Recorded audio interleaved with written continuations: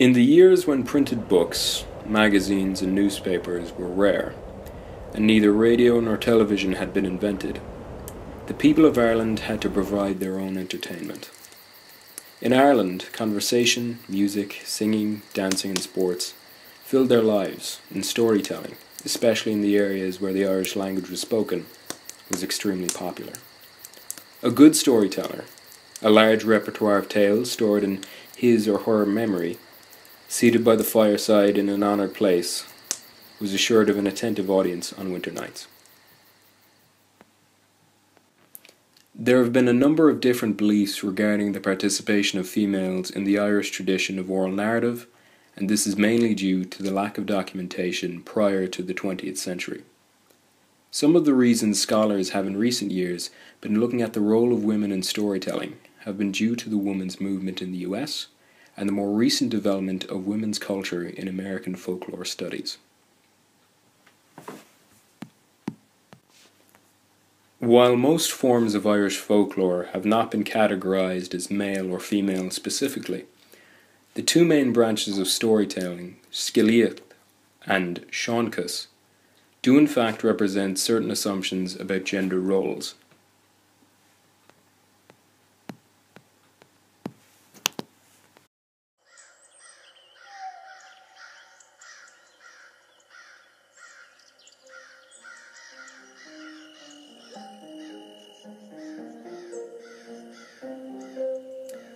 Seanchus, meaning history, is mostly associated with female storytellers and are typically realistic tales having to do with encounters with supernatural beings, local happenings, and are shorter.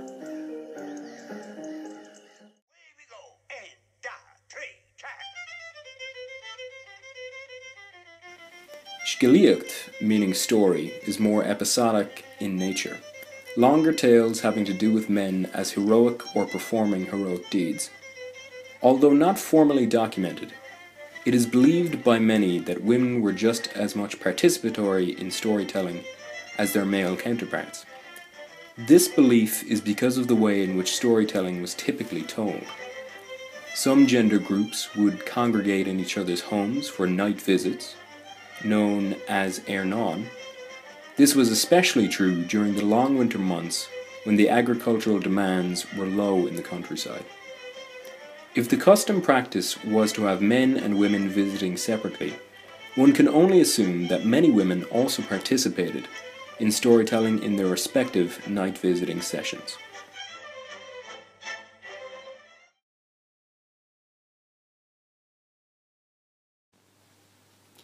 Although an exception, there have been famous women storytellers, Peig Sayers being an example. Sean O'Sullivan, the former archivist for the Irish Folklore Commission, described her as one of the greatest woman storytellers of recent times. Peig Sayers was an Irish author and Shanachie, born in Dunquin, County Kerry, Ireland. She was called Peg after her mother, Margaret Peg Brosnan, from Castleisland. Her father, Tomas Sayers, was a renowned storyteller who passed on many of his tales to Peg. At age 12, she was taken out of school and went to work as a servant for the Curran family in the nearby town of Dingle, where she said she was well treated. She spent 2 years there before returning home due to illness.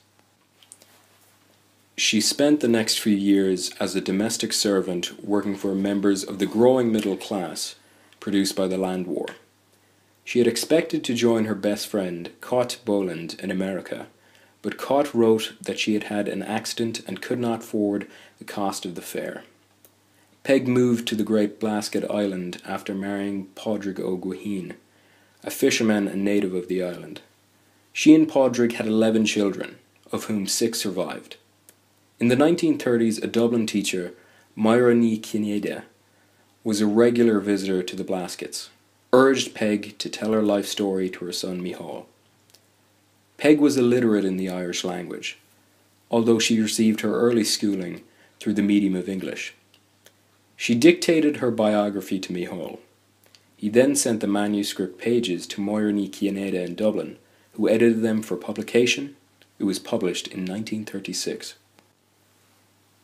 Over several years, from 1938, she dictated 350 ancient legends, ghost stories, folk stories, and religious stories to Seosamh O'Doigleach of the Irish Folklore Commission. She continued to live on the island until 1942, when she left the island and returned to her native place, Dunkeen. She was moved to a hospital in Dingle, County Kerry, where she died in 1958. She was buried in the Dunkeen Burial Ground, Corcagivne, Ireland. Her surviving children, except for her son Micheál, emigrated to the USA and live with their descendants in Springfield, Massachusetts.